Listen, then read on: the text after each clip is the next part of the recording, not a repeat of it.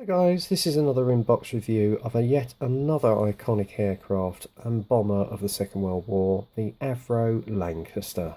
As we all know, this was actually initially developed from the less successful twin-engine Manchester and was used more effectively and carried heavier bomb loads than all the bombers of Bomber Commander in the Second World War, and it was only used for that purpose. This particular variant was the less well-known B2, which was fitted with Hercules engines. The main reason being was because the Merlins that they needed were in short supply and were needed elsewhere for the Spitfires, Hurricanes, and of course the then newly acquired Mosquito. So they had to go for a secondary power plant, and they went for the Hercules. It wasn't as successful as its four-engine Merlin engine sisters, but needless to say, did pack a punch during the bombing campaign. And a lot of them were withdrawn by around about latter part of 1945. So anyway, let's get on with the review. The kit number on this one, I can't tell you at the front because it's a little bashed in, is, if I can get it focused, hang on, let me see, take it from me, it's A08001, okay, A08001, alright. On the side you've got the CAD drawings of the kit itself, which are super, and then on the other side you have the two colour options in the kit. Okay, oh, if I can get it around, there we go guys. Alright, so that's your two colour options. And if you notice, one's actually got a slightly bigger bomb bay. Now, well, why that was, I have no idea, but maybe it was during the course of their development, I suppose. Anyway, let's see what's packed inside this kit. And unlike most other kits, this is a box top opening kit, which is much better. First off, we've got a colour plan of the two schemes that you can do. One is of a unit based at Waterbeach in Cambridgeshire, November 1944, 514 Squadron, Royal Air Force, which you can see there. Okay, with a slightly lower bomb bay, and if you notice, it's got a gun beneath, which was a well-known thing about the B2. It wasn't used in any of the other versions, surprisingly. And this one's got a slightly flatter bomb bay, which is of 408 Goose Squadron, which was a Canadian Air Force unit based in Linton-on-Ouse in Yorkshire in July 1944.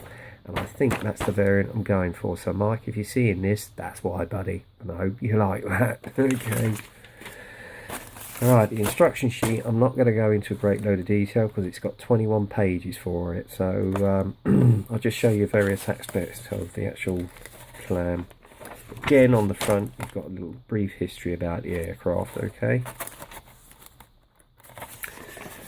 Now, let me see. And then again, you've got it in different languages about how not to eat it, paint it, sniff it, glue it, etc. And then the various symbols, okay, throughout the construction process. And then obviously, as you can see it, unlike most aircraft, this starts with the attention of the bomb bay. And then the main wing spars, okay. And then you've got the assembly of the internal fittings of the cockpits, which you can see here. Then the assembly of the glass and the internal fittings, and how you split the main bomb bay and fuselage, main wing spar and bomb bay to the fuselage. Now, I know Mick from Styrene Phoenix had problems with the fit issues on this, so I might have to look into that for Mick, okay? And then you've got the bomb aimer sub which goes in, etc. But there's one particular thing that I do like about the instructions on this, and I'll come across that in a minute. But as I say, it's quite straightforward, as you can see there. I know I'm skipping through it, but it's going to take too much time, guys, so there you go. So I'm just going to briefly sort of skip through it, as you can see there. But the level of detail on this kit is amazing. It really is. There we go. As you can see there, this is basically undercarriage bays, whether you want them closed in flight mode. And you can actually order the stands for this, and then there's the assembly of the undercarriage, which you can see there. But look at this, inside you've even got the internal framework, which you build up. It really is something. And then obviously it's just showing you the angles that they should be at, how you fit them all together. It's just so highly detailed though. I mean, I have to say, Airfix has certainly upped their game with these retools. And this is the other thing I like, you've even got to put the bomb cradles in the bomb bay to carry the bombs. That is brilliant. There you go, you've even got the swing arms for the hydraulics for the bomb bay. Awesome. It really is. There we go. Another feature I like is the fact you haven't got those horrible little figures in any of the actual gun bays either. Absolutely true to detail. It really is. And all the turrets. Brilliant. Absolutely brilliant. And then obviously you've got the engine assembly here. And the propeller assembly. And the engines and the cowlings go over, etc. And then obviously it tells you where you need to get or put the stands if you want it flight or with the undercarriage down. I personally would probably do a diorama on this. And then obviously, there we go. You've even got the positioning of the bombs, but the bombs don't come with this kit. You'd have to get a ground crew accessory thing for that to get the bombs for it. So as and when I get that, I'll do an inbox review on that as well. Alright. And then obviously you do, as I say, you get the colour call outs which you saw previously. This, first off, I know I'm doing this arse about face, is the decal sheet. Nicely matted down. It's got all the stencils there. And the thing I like about this is that they're at the correct colour. They're not that bright red. Oh, come on guys, get into focus. Now, on the nose art and both examples, I love that. I really do.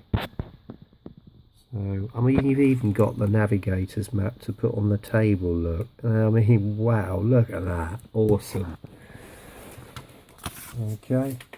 Right, we'll just bring a few of these through because you've got 1, 2, 3, 4, about 5 large sprues, 6 actually, half a dozen packed in this bag. Alright. Here's the main fuselage half.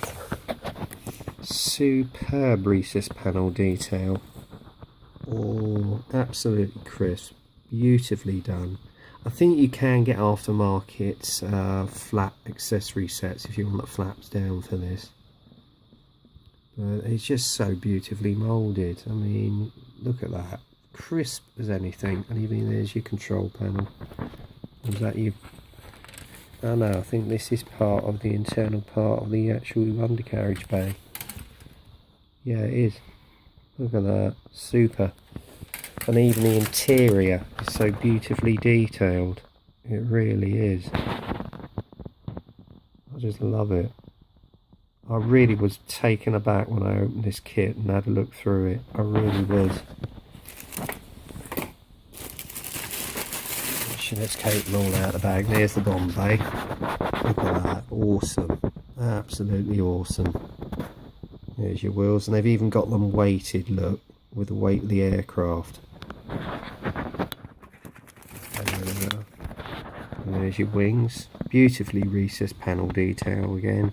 They've even got the lovely fabric effect on the actual flaps as well. Yeah, one thing I did want to say is I'm sorry if I broke wind on the last video. That was purely unintentional. It's not going to happen again, guys, I can assure you. Totally unexpected. I mean, look at this. I mean, this is the undercarriage bays themselves. You've even got the internal framework. Look at that, guys. Wow. And then the interior of the flaps. So really, I mean, I don't think you're going to need that much aftermarket for it, to be honest, if at all. There you go, look at that, absolutely beautifully done. And there's part of the housing for one of your gun turrets as well, look. Sorry, I'm a bit shaky, but there you go. It is gorgeous. There's your bomb bay doors, undercarriage bay doors. They've even got the mechanisms for them, look, on the actual undercarriage bay doors. Super detail. There's your bomb cradles, which I was telling you about. And there's your internal fittings for your bomb bay, where you got all the pistons there, look. It is gorgeous. I really am impressed with this kit, and even the undercarriage. Look at the detail on it. Superb. I really have got to take my hats off to Airfix. I mean, they're bringing out the Shackleton soon. I mean, if it's as good as this, I'm definitely going to get that one. And there's your main control yoke there, look. Okay. And then obviously got the engine cowlings, which you see here. Unfortunately, there are some weld seams on this. I mean, it's unavoidable. You're not going to notice that, to be honest. And there's your engines. I'll get it in the focus. There you go. That'll come up nice with a wash. I am so impressed with this kit, I really am, and I have got the Dan Buster version, which I shall also be doing an in-box review, so that will be coming in the future. Alright, so that's that. I'll put everything back. Oh yeah, this is the one with the slightly bulged bomb bay. I think that's the unit that's based in Cambridgeshire. I'll have to go and do some research on that, I think. So yeah. Where's the guns? I'm trying to see if we can find some of the machine guns on this. Bear with me a minute, guys. Yeah, there you go.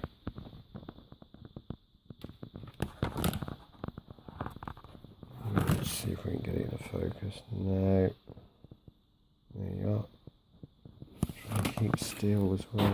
There's your guns. Those go at the back of the bomb bay, or one of them does. Oh yeah, there's the cradle for it, look. Crikey.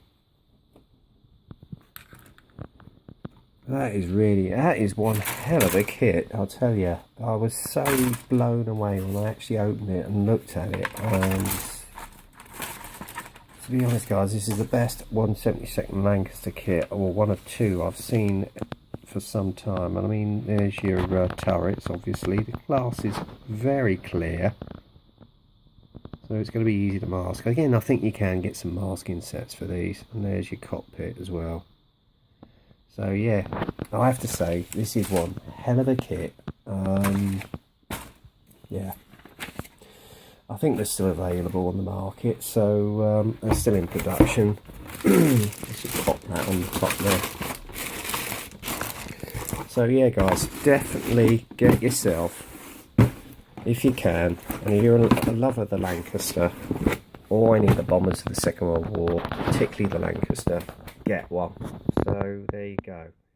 Anyway guys, hope you enjoyed the review. If you did, subscribe and leave your comments. Alright, so I'll get you through the instruction sheet. As I say, it's quite a big instruction sheet, and I just don't have the time on my video at the moment.